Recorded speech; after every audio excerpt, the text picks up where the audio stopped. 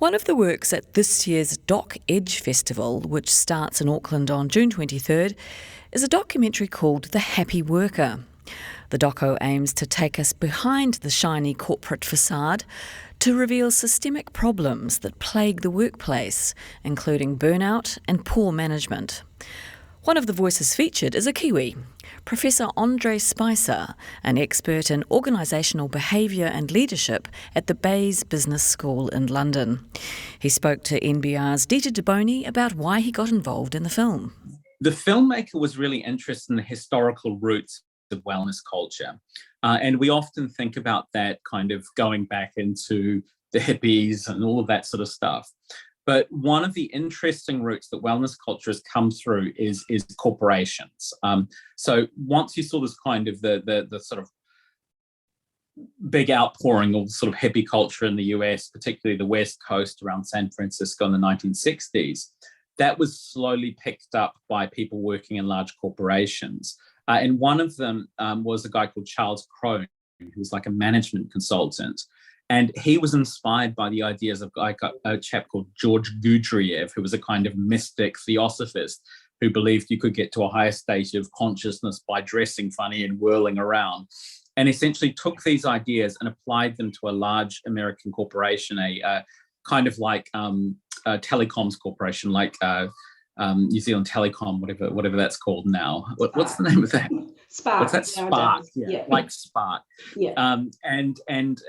They forced every middle manager to go along to these things and learn this kind of new language, using all of this sort of, what appeared to be absolute jargon then.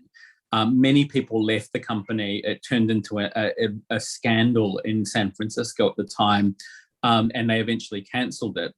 But if you look at the language which they were using then, it's exactly the kind of stuff that people use every day in corporations now. So what was an extremely kooky, bizarre kind of culture 30 years ago, which seemed very new agey, has become kind of the everyday corporate language today. So I think that's one of the things which was one of the historical roots, particularly of sort of wellness at work culture. And if we're talking, though, about people at work being comfortable, happy, understanding why they're there and so forth, corporate jargon, I would have thought, sort of bring them into the fold. It's like a cult. It's like they all speak the same language. But there seems to be a suggestion in the film that kind of jargon is actually counterproductive to that. Can you explain what kind of effect it has? Yeah, sure. So absolutely, people need a sense of purpose at work. People need a sense of meaning. Why am I here? They need to feel comfortable, if not happy with their work, that they're contributing something. But often what has happened in large corporations is, as people have lost a sense of any connection with purpose of what they're doing, companies have kind of manufactured a fake sense of purpose for them. And often they do that by building this kind of complicated and often very difficult to penetrate set of language about what our purpose is, what our vision, what our mission is, kind of quasi-religious language. So you'll get someone doing kind of a very boring job, administrative job, which has got no connection with anything in particular. And then they're told, you're saving the world or something like that. So this really weird situation is the more meaningless work has become, the more meaningful large organizations often claim it to be.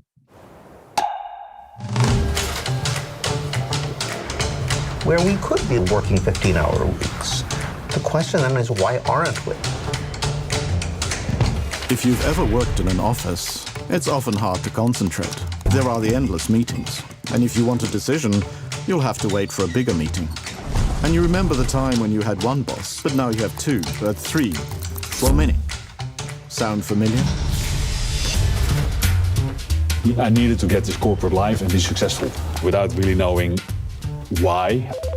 When you enter a company, your life is the company life, so you are the company. Why am I having panic attacks? So your social perception is that everybody is smiling, happy, doing fine, so why am I not capable enough? I actually sometimes felt that it would be easier if I would be hit by a car. There's something terribly wrong. How did this happen? The social contract is this. You'll sit there and speak nonsense, and I'll sit there quietly and not listen to you and check my emails.